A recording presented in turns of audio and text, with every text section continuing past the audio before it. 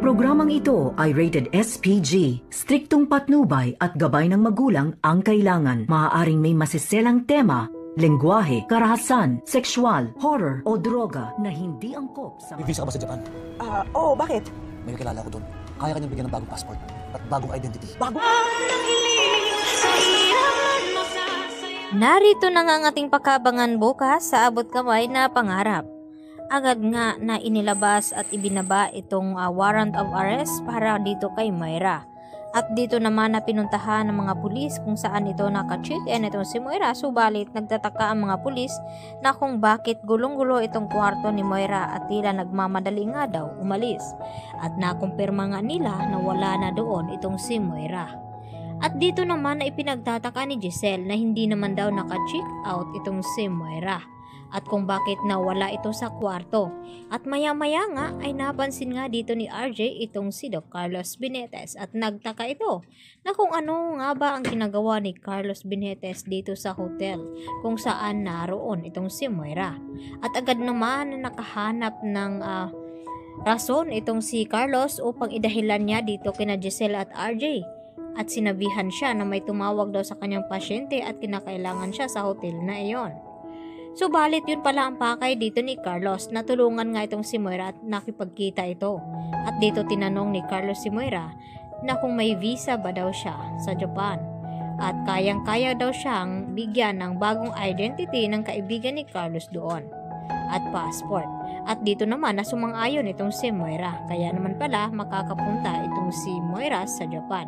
Subalit ay hindi niya ito magtatakasan itong kaso na inihain at isinampa dito ni RJ at Giselle sa kanya. Dahil naroon nga itong si Lynette at Annalyn. At makikita ni Annalyn itong si Moira doon.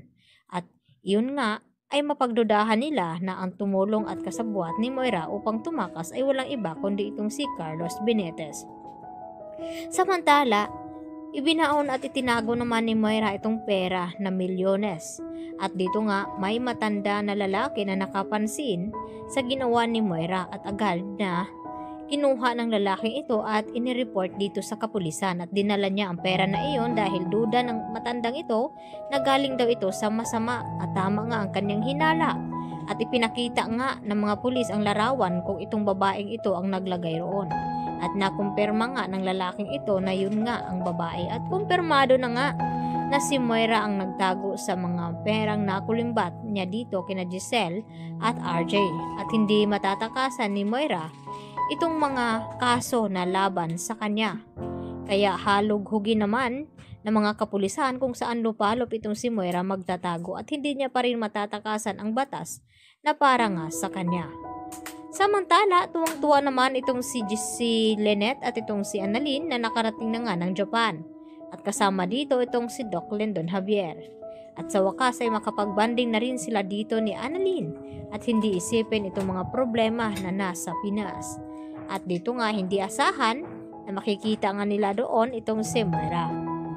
At dahil sa nagmamakaawa nga itong si Zoe kay Carlos Benitez na siya na lamang ang matatakbuhan niya upang matulungan ang kanyang ina dahil ayaw niya raw daw makulong ito.